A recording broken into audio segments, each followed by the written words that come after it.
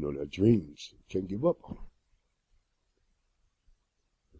And my dream was to be a gospel singer, and I'm here, and it's true. Wow. My name is Robert Wilson. I am a gospel singer. I am a member of St. Paul African Methodist Episcopal Church here in Columbia, Missouri. Oh, still the same. Go ahead. As far as my music is concerned, I'm still singing. This CD, it took a lot of time for me to do it. It took a lot of time, a lot of effort. And believe it or not, as long as I've been singing, I still get sweaty palms. But they soon go away. They soon go away. I'm not there for them. I'm there for God, and I'm there to capture their undivided attention. And when I'm singing to you, I need your attention because you got to hear what I'm saying, because those are inspirational words in those songs. It ain't about the music; it's the words. And those are testimonial songs because I done lived them. My mother always told me never give up. I got one of the songs on here is never give up. I fall down many times, but I'm still standing. I dust off and I said, oh, okay. I moved to Chicago in 1967 after graduating from high school in North Penobscot High School in Southeast Missouri, where I was from. And my dad died at the age of 50. I was 15 when he died. And I was very angry because he was gone. So when I went to the city, I wasn't smoking cigarettes. I grew up in a Christian home, like I said, And then I had a guy walked up to me and asked me for a square. I didn't know what it was. That's what they call cigarettes. I said, what are you talking about? And then my brother was letting me know that in the 60s there was gangs in the city. I didn't know anything about no gangs, man. I'm from the country. You know what I'm saying? We could sleep on our front porches. I ended up going to the military. I went to the Army, then went to the Navy. I stayed in the military, like I said, about 9 years, something like that, 8 or 9. Got an honorable discharge, got out. Went back to Chicago. I ended up I went to a party. Next thing I know, I'm partying and drinking, and all of a sudden, bam, the door kicked in, like the movie, like the TV. But it wasn't TV, it was real. I got shot, man. I was born by the river. I got bullet wound. I was in the military for like 12 years and never got a scratch. But I got a wound from the streets of Chicago, okay? Not from the battlefield in Vietnam. But I'm still here to tell you about it. And that's only by the grace of God. If it hadn't been for Chicago police, I would be dead today. As dirty as they are. It was them that, it was because of them that I'm living today. Because they took me to the hospital when I got shot. I could see somebody was at the end of that, they were doing like this. Come on.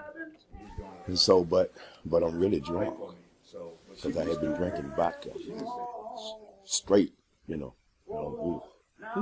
Just the name of it turns me already not to stand. But anyway, I remember getting delirious, and when I woke up, I was in the room.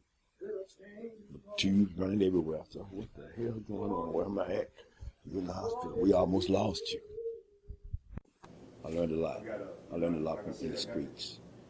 That's where you don't want to get an education in the streets. There's no benefits. There's consequences. Okay.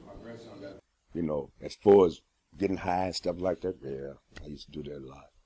And then I got introduced to crack cocaine in around 1985, 86, somewhere along in there, by a female. The name is not even important. The thing about it is she's good. She's okay now. And I survived that. I survived everything only by the grace of God. And so that's who brought me through it all. But that crack is crazy, man. It's the crazy crack, and I still have friends out there on it, man. You got to understand when is enough, And they say the results of that is, the consequences of that is jails, institution, and death. It's not all. You can have all of them, You can go to jail and die. So I went to jail and I went to prison, but I didn't die. and I done let my soul die in it. My oldest daughter was born the same night I graduated from high school. Wow. My mama said, boy, I told you about the birds and the bees, you just didn't listen, did you?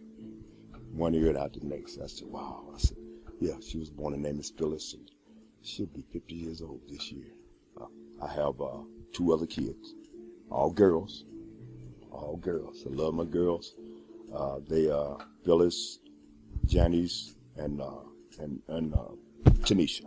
Tanisha's the youngest. She just turned 34, 35. Janice lives in Chicago, Illinois.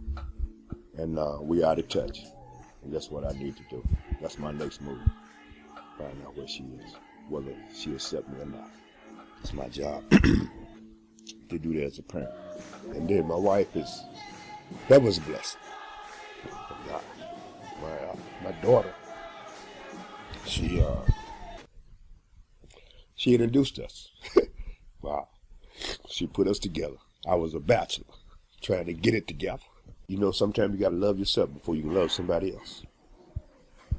And so, that's what I did.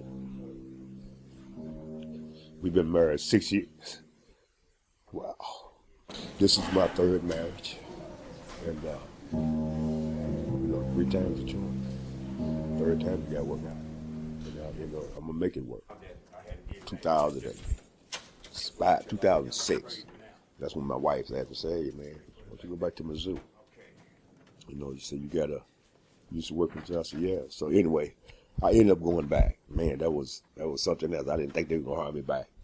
The supervisor. You know, man, you know, sometimes fate just follows you. You know, this supervisor, I tried to get rid of her. So I said, hey, I'm stuck with this lady. I can't get rid of her, so I got to make the best of it. See, because her plan was to fire me.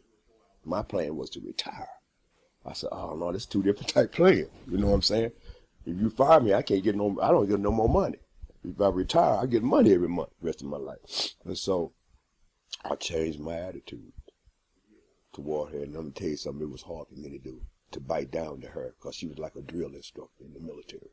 You know what I'm saying? I said, man, ooh, this woman. So I said, you know what? If you can't beat them, join them. So I killed her with kindness. But in the process, I developed a relationship with the people in the building. They're just good people in there, and they really want me back.